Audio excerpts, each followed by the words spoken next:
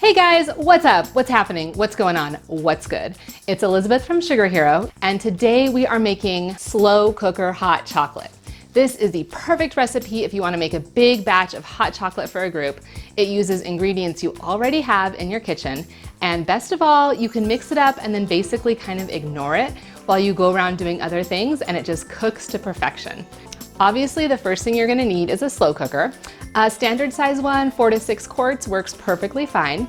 This recipe also doubles really well, but if you double it, you'll want to use something a little bit larger, like in the 7 to 8 quart range. Otherwise, your hot chocolate might overflow. So get your slow cooker plugged in, and you're going to want to add milk, cream, sweetened condensed milk, chocolate chips or chopped chocolate, unsweetened cocoa powder, vanilla extract, and salt. Once it's all in, just give it a really good whisk. Obviously, it's not going to mix up very well yet. Everything's cold, but just get all the ingredients kind of interspersed. Cover the slow cooker and turn it to low temperature. Now at this point, you can basically ignore it for about half an hour. Walk away, do something else, listen to some music. I don't know your life. But after 30 minutes, come back and whisk it again. And at this point, you'll see the chocolate has started to melt, but probably isn't fully melted yet. Cover it, walk away again. You'll want to be checking it about every 20 to 30 minutes and just whisking it occasionally, just to make sure that it doesn't scorch around the bottom or the sides.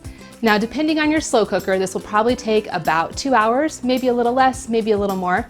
But all you want is for the chocolate to be completely melted, everything to look really well mixed. You want the whole liquid to be warm, hot, if you will, hot chocolate. But that's really all you're looking for. So it should be about 2 hours. At that point, you are ready to serve it.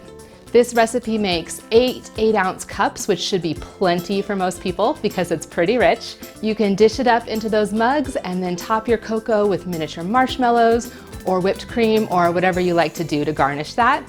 And of course, it's also really good on its own. My gosh, you guys, this is so good. It's rich and creamy. It's very chocolatey, but not like overwhelming. And it is completely on a different planet than all of those packaged mixes that you just mix with water and heat up. It's just, this is everything hot chocolate should be. Visit sugarhero.com for this and hundreds of other recipes guaranteed to make you a sugar hero in your home kitchen. Bye guys.